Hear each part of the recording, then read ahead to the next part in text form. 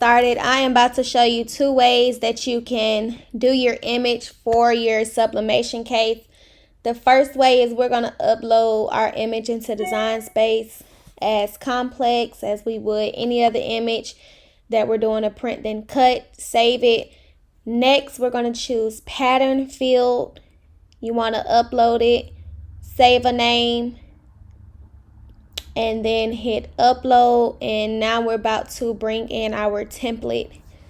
This template can be found on my website, sadeandson.net, under digital files. This will give you a more realistic look and let you know and your customer know exactly how their picture will be on their phone case versus doing a square and risking something being cut off. So let's go ahead and upload this template into Design Space as well. You can save it as a cut image, save your image name, upload your picture, and let's go ahead and get started with these 2 different things that you can do when making a phone case sublimation style. So we have slice method and we have pattern method.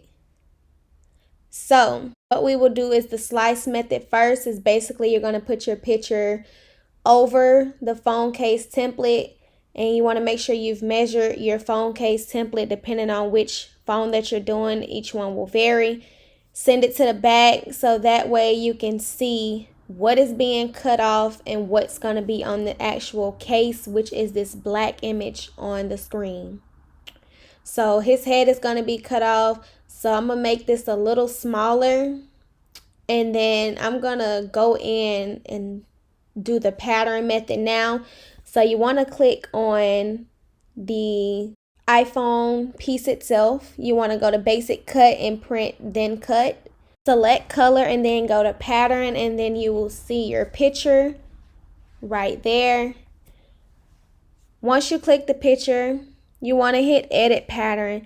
So these options give you the chance to move over the picture, move it up and down, make the picture bigger. And honestly, depending on what picture your customer sends you, pattern may not be your best bet. So for this one in particular, the way that the picture was set up, some people were taller, some people were shorter. Pattern would not have worked for me.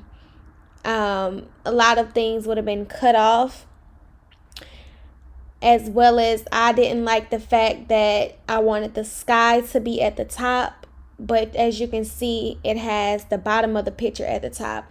I wanted it to be the same color at the top basically. So we're going to scrap this, and I'm going to go with the slice method for this particular video.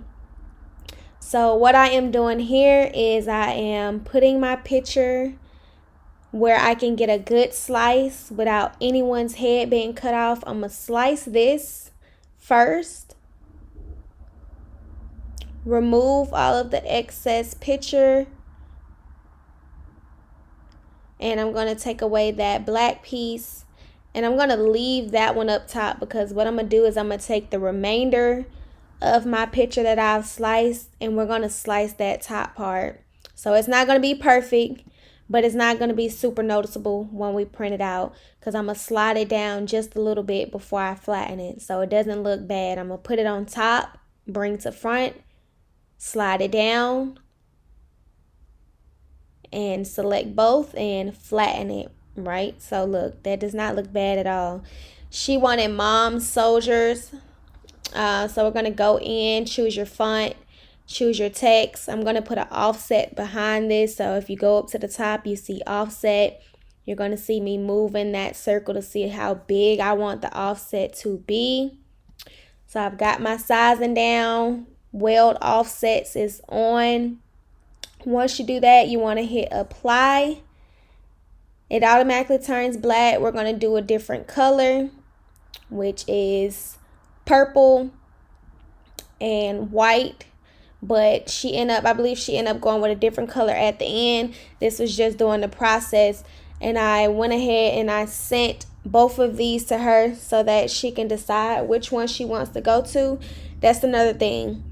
Anytime you create something for someone, please, please, please, please send them a confirmation email so they can say, yes, this is right. No, I want this fixed, or can you change this before you design something and make it, because you're going to be wasting your time, their time, product, money, stuff that doesn't have to be wasted, right?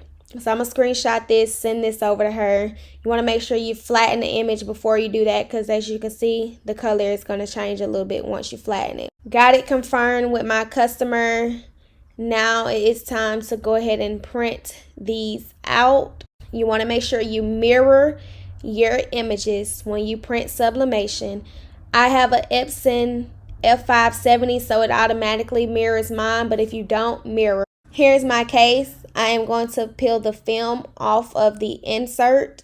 Please peel your film off, okay? You will be upset if you don't. Here is my heat resistant tape. Next, you want to put your image onto the insert, and if you flip it over and put it into some light, you can see where it's lined up, just to make sure you get everything that you want on the insert.